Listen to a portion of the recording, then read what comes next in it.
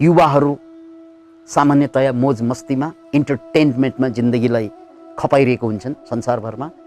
तर जब युगले कोल्टो फेर्छन् र उनीहरूले इन्टरटेनमेन्ट भन्दा इम्पोर्टेन्ट कुरा के हो जीवनको लागि रोजेर अगाडि बढ्ने गर्छन्। आकाश डुम्म ढाकिसकेको छ पोल्युसनको कारणले गर्दा। यसले शारीरिक रोग त ल्याउने नै भयो, बिस्तारै यसले मानसिक खिन्नता, यहाँहरूलाई थाहा छ घाम नलागेको बेलामा, डुम्म परेको बेलामा, कुहिरो हुस्सु र त्यसमाथि पनि खैरो आकाश देखेको बेलामा मन पनि खैरो भएर जाँदो रहेछ। यो जुन देखासेखीको परम्परा परिपाटी चाहिँ जुन चल्यो त्यसको परिणाम स्वरूप हामीले पृथ्वीलाई ध्वस्त बनाउँदैछौँ। यसलाई फुड फोरेस्टको रूपमा डेभलप गर्न सकिन्छ। याद राख्नुहोस् यो शब्द फुड फोरेस्ट। हामी त झन्डै 50% भन्दा बढी जङ्गल छ नेपालमा र यसलाई हामी रुख ट्याक्क रोपिरहेका छौँ नि। रुख रोप्नुको ठाउँमा अब रोप्ने फलफुल रोप्ने चाहिँ अभियान गभर्मेन्टले चलाउने हो भने त्यसले चाहिँ विदेशबाट आउने फलफुललाई पनि कम गर्न सकिन्छ। अहिले त इन्डियाबाट बढी आइरहेको हुन्छ, चाइनाबाट आइरहेको हुन्छ। पानी यो सल्किँदैछ, ढुङ्गा यो पग्लिँदैछ, आँखा उघारी हेर, युवा यो बिउजिँदैछ।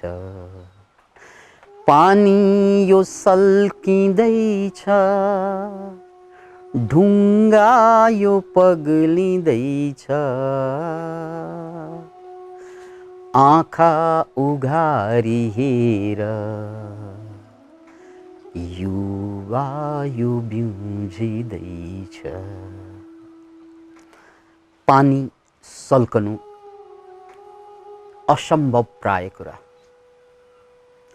ढुङ्गा पग्लिनु असम्भव प्राय कुरा। तर यो गीतमा पानी सल्केको र ढुङ्गा पग्लेको बिम्ब आएको छ, किनभने युवाहरू बिम्जन थालेका छन् दुनियाँ भरका।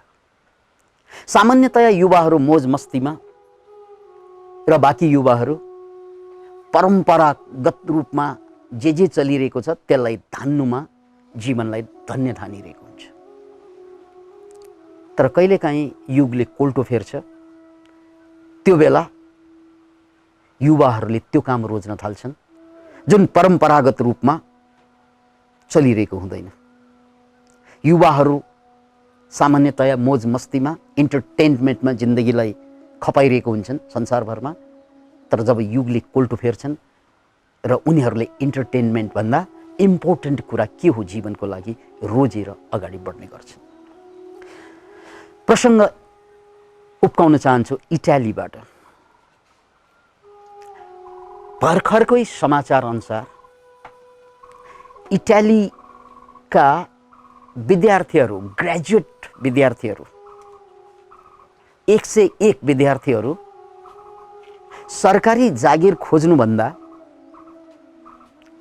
अथवा सहर बजारमा बसेर व्यवसाय गर्नुभन्दा एकदम जङ्गलको छेउछाउमा, अनकन्टार गाउँमा, देशकै सीमान्त प्रदेशमा, जहाँ कुनै सुविधा हुँदैनन्, कुनै पनि। याद राख्नुहोस् इटाली युरोपको सबभन्दा विकसित देशमध्ये एउटा देश हो। तर त्यस्तो देशका 101 ठुला युनिभर्सिटीबाट निस्केका विद्यार्थीहरूको 50,000 सङ्ख्या हालसालै गाउँ फर्केका छन्, जङ्गल फर्केका छन्। In the Italian countryside, a new phenomenon. Young Italians rediscovering agriculture. They're often overqualified, and across the country, 50,000 men and women under the age of 35 have decided to return to Mother Nature. र उनीहरू गाउँमा गएर खेती गर्न थालेका छन्। Can you imagine it? जबकि उनीहरूले त्यो एग्रिकल्चर पढेर आएका हुँदैनन्। कतिले पढेर आएको विषय अनुसार उनीहरू ब्याङ्कर हुनुपर्ने, उनीहरू एडमिनिस्ट्रेटर हुनुपर्ने, उनीहरू पोलिटिसियन हुनुपर्ने, उनीहरू बिजनेसम्यान हुनुपर्ने, के हुनुपर्ने बजारमा थुप्रै स्कोप भएका विद्यार्थीहरू र यस्ता थुप्रै स्कोप हुँदै पनि उनीहरूले के रोजे त भन्नाले जङ्गल फर्क, गाउँ फर्क। त्यसकारण त पानी यो सल्किँदैछ, ढुङ्गा यो पग्लिँदैछ, आँखा उघारी हेर युवा यो बिम्जिँदैछ। किनकि यो संसारभरिको लागि शुभ समाचार यस अर्थमा पनि कि अक्सर एजुकेटेड विद्यार्थीहरूको गुनासो के हुन्छ, सरकारले हामीलाई जागिर दिएन। सरकारले जागिरको व्यवस्था गर्दिएन, हाम्रो शिक्षा अनुरूप हामी शिक्षित भएर पनि जागिर पाएनौँ भन्ने गुनासो गर्ने गर्छन् अधिकांश विद्यार्थीहरू।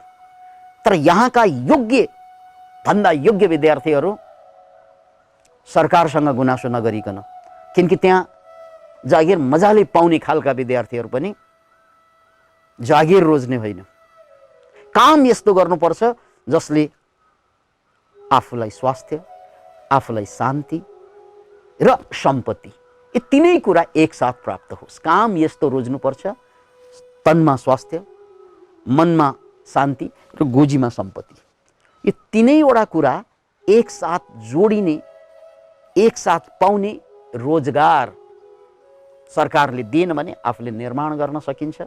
र त्यस्तै मानसिकता बोकेर इटालीका त्यो 50,000 युवा, यो हालसालको कुरा, उनीहरूले गाउँ रोजे।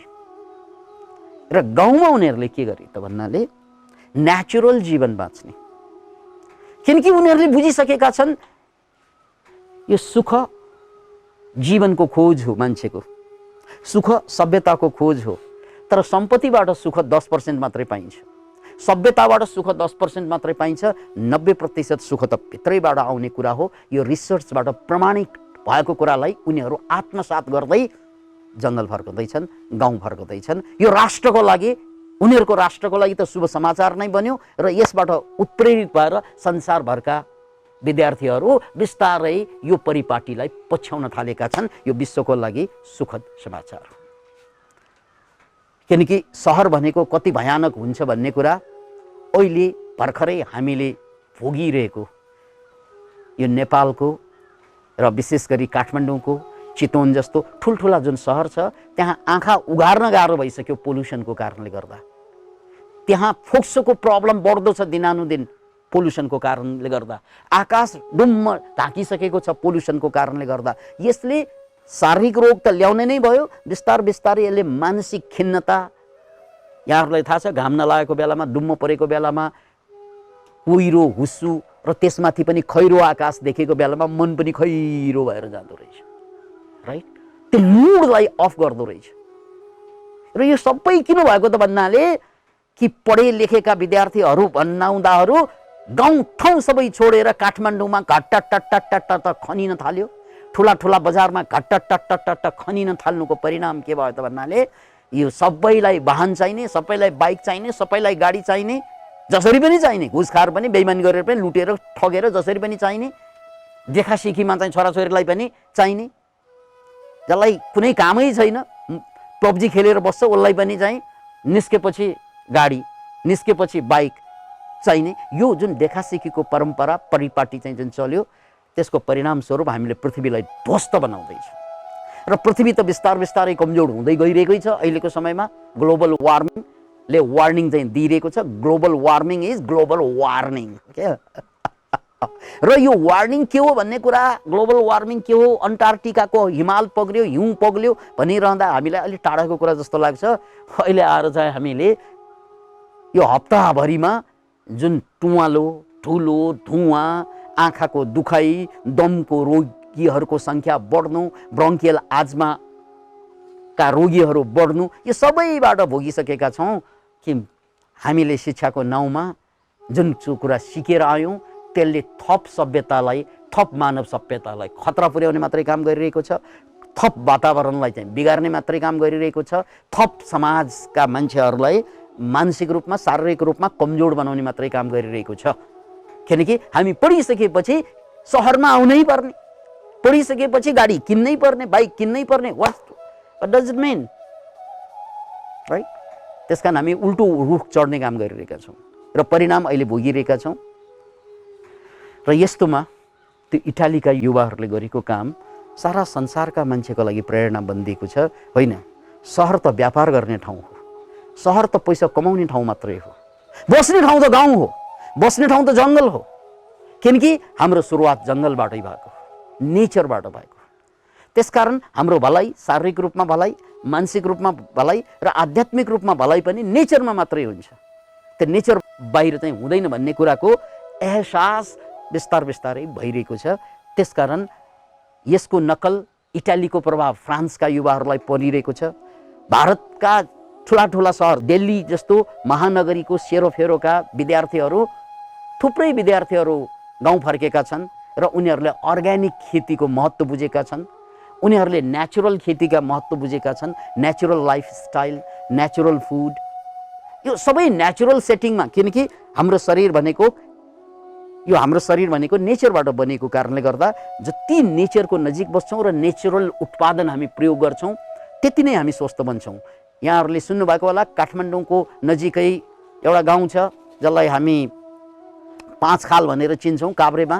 त्यो 5 खालका किसानहरूमा सबभन्दा बढी क्यान्सरका पेसेन्ट भेटिएको धेरै अगाडि आएको समाचार।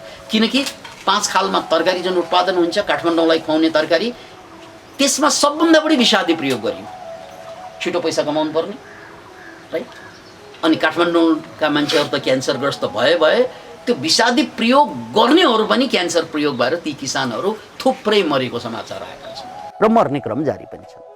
त्यसकारण यो अननेचुरल खेती, यो अननेचुरल जीवनशैली, अननेचुरल व्यवस्था नगरिकन सहर ऱ्यान्डम जुन विकास भइरहेको छ, यो विनाशको सङ्केत हो भन्ने कुरा हामीले भोगिरहेका छौँ। र यसको एउटै मात्र जवाफ हो, गाउँ फर्क। Can you imagine it? कि आफ्नो सहरलाई व्यापारिक केन्द्र बनाएर त्यसको छेउछाउमा आफ्नो बसोबास गर्ने। र यही सन्दर्भमा ब्राजिल बस्दाखेरिको स्मरण पनि आइरहेको छ कि ब्राजिल साउ पाउलो भन्ने झन्डै 2 करोड जनसङ्ख्या भएको त्यही बेला सहर, र त्यहाँका थुप्रै मान्छेहरूको व्यवस्थापन गभर्मेन्टले के गरिदिए त भन्नाले साउ पाउलोको चारैतिरको जुन जङ्गल छ, साउ पाउलोको डाँडातिरको जङ्गल, त्यो जङ्गलमा रोड लगिदिने, बिजुलीको व्यवस्था गरिदिने, टेलिफोनको सुविधा दिने। त्यो बेला मोबाइल थिएन, टेलिफोनको सुविधा दिने र ठाउँ ठाउँमा सुरक्षा पोस्ट खडा गरिदिने।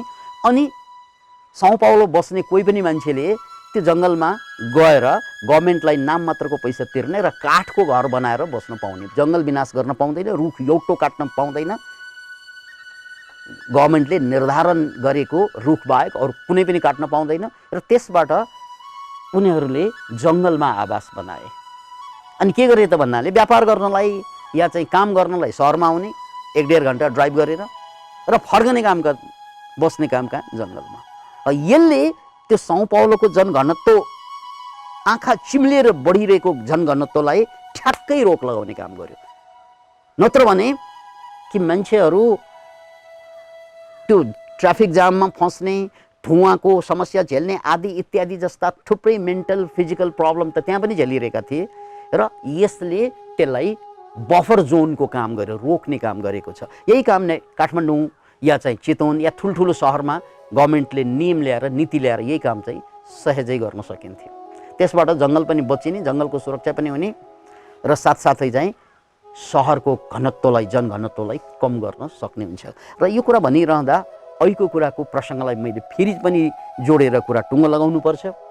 त्यो कुरा के हो त भने, जुन गाउँमा फर्केका युवाहरू, किनकि गाउँमा त जति पनि जग्गा छ, नेपालको सबै गाउँका जग्गाहरू बाँझो हुन थालेका हामीले समाचार सुनिरहेका छौँ। अहिले नेपालको कुरा गर्ने हो भने सबै कुरा तरकारी धरी इन्डियाबाट आउँछ, लसुन धरी चाइनाबाट आउँछ। अरे यार, गाडी इन्डियाबाट आउनुहुन्छ है, हामीले बुझ्न सक्छौँ। हो, इलेक्ट्रोनिक सामानहरू विदेशबाट आएको बुझ्न सक्छौँ, देशमा उत्पादन हुँदैन। तरकारी पनि, मासु पनि, सबै कुरा विदेशबाट आउनु भनेको के हो? हामीले आफ्नो देशमा केही पनि गरेनौँ भन्ने अर्थ लाग्छ। स्कोपै स्कोप छ यहाँ।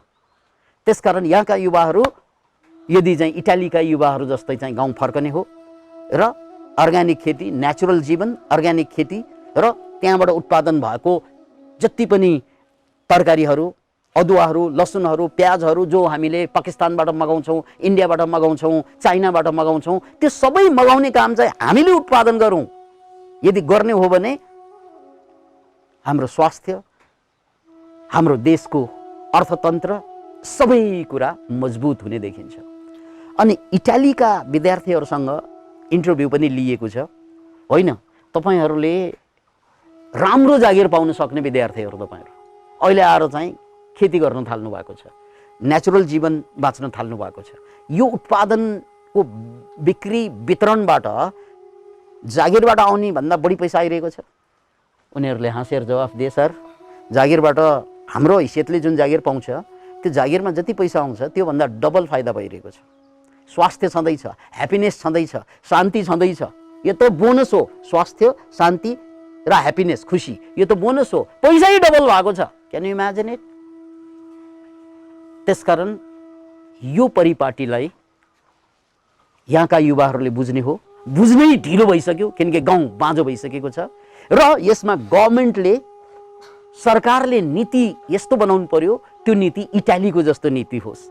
किनकि सरकारको नीति फ्रेन्डली भइदिएन भने गाउँमा उत्पादन भएका कुरा सहरसम्म पुर्याउनु भनेको असम्भव हुन जान्छ। यदि पुग्यो भने बिचौलियाको माध्यमबाट पुग्यो भने फेरि उत्पादन गर्नेहरूलाई केही पनि हुँदैन फेरि। त्यसकारण इटालीले जुन मोडल तयार पारे, गभर्नमेन्टले जुन मोडल तयार पारे, त्यो मोडलको कारणले गर्दा विद्यार्थीहरू पढे लेखेकाले उजाड भएको गाउँलाई गुल्जार गरिरहेका छन् र आफ्नो स्वास्थ्य, शान्ति, आनन्द बढाउनुको साथै चाहिँ देशलाई चाहिँ तरकारीमा पनि आत्मनिर्भर बनाइरहेका छन्, फलफुलमा पनि आत्मनिर्भर बनाइरहेका छन्। हाम्रा यत्रा जङ्गलहरू जुन छन्, नेपाल त जङ्गलै जङ्गलको ठाउँ, यसलाई चाहिँ पर्माकल्चर गर्ने हो भने, पर्माकल्चर भनेको पर्मानेन्ट कल्चर गर्ने हो भने यसलाई चाहिँ फुड जङ्गलको रूपमा डेभलप गर्न सकिन्छ। कि जहाँ कि रुखै रुख रोप्नुको ठाउँमा फलफुलै फलफुल रोप्ने हो भने केही बाँदरले खालान्, केही त्यहाँका पशुले खालान्, तर धेरैभन्दा धेरै त मान्छेले खान्छन्। याद राख्नुहोस्। त्यसकारण यसलाई फुड फोरेस्टको रूपमा डेभलप गर्न सकिन्छ। याद राख्नुहोस् यो शब्द, फुड फोरेस्ट। हामी त झन्डै झन्डै 50% भन्दा बढी जङ्गल छ नेपालमा र यसलाई हामी रुख ट्याक रोपिरहेका छौँ नि। रुख रोप्नुको ठाउँमा अब रोप्ने, फलफुल रोप्ने चाहिँ अभियान गभर्नमेन्टले चलाउने हो भने त्यसले चाहिँ विदेशबाट आउने फलफुललाई पनि कम गर्न सकिन्छ। अहिले त इन्डियाबाट बढी आइरहेको हुन्छ, चाइनाबाट आइरहेको हुन्छ र हाम्रो सारा जङ्गलले फेरि नयाँ सास लिन पाउनेछ। अहिले देशको एउटा अर्को समस्या, गाउँको एउटा अर्को समस्या के त भन्नाले कतै बँदेलले दुःख दिने, कतै चाहिँ बाँदरले दुःख दिने, विभिन्न पशुले गाउँमा बाली नष्ट गर्न आयो भनेर हामी सुन्छौँ र त्यो पनि हाम्रो मूर्खताको कारणले। त्यो मूर्खता के त भन्नाले जङ्गलभरिका बाँदरको खाना, बँदेलको खाना जुन हुन्छ नि नेचुरल रूपमा, त्यो जम्मै चाहिँ मान्छेले खाइदिने। अनि उनीहरू चाहिँ बाँच्नको लागि, सर्भाइभको लागि त जसरी पनि चाहिँ बाँच्नु त पर्यो, त्यो बाँच्नको लागि उनीहरू खेतीमा हमला गर्ने गर्छन्। याद राख्नुहोस् यो कुरा। त्यसकारण फुड फोरेस्ट्रीको यदि कन्सेप्टलाई गभर्नमेन्टले लागू गर्ने हो भने या युवाहरूले त्यसमा पहल गर्ने हो भने यो देशैभरिका जङ्गलमा जहाँ जहाँ मिल्छ, त्यो जङ्गल फडानी गरेर भनेको होइन मैले, जहाँ जहाँ जङ्गल छ, जहाँ जहाँ मिल्छ त्यहाँ चाहिँ अबको प्लान्टेसनमा रुख रोप्न आवश्यकता छैन, फलफुल रोप्न आवश्यकता छ। यो अभियानमा लाग्ने हो भने केही चाहिँ जनावरले, बाँदरहरूले जङ्गलमै खाइदिन्छन्, अनि त्यो जङ्गलमा खाएर खेर जाँदैन किनकि उनीहरूले अनि खेतीमा चाहिँ हमला गर्न आउँदैन। अब किसान त्यहाँ बन्दुक लिएर बसेको हुन्छ, गुलेरी लिएर बसेको हुन्छ, राइट? त्यो तरिका होइन, यो नेगेटिभ तरिका हो। उनीहरूलाई जङ्गलभरि फलफुल चाहिँ उत्पादन गरिदिने हो, संरक्षण गरिदिने हो भने केही उनीहरूको भागमा जान्छ, केही मान्छेको भागमा आउँछ। हो, यी तरिकाहरू अब युवा, पढे लेखेका युवाले सोच्ने समय आएको छ। हामीले राजनेताहरूलाई गाली गरेर मात्र भएन, हाम्रो देश गरिब भयो भनेर चिन्तित भएर मात्र भएन र यसको लागि हामी सबैले नौलो किसिमबाट सोचौँ, इटालीका युवाहरूले जस्तै। जय होस्।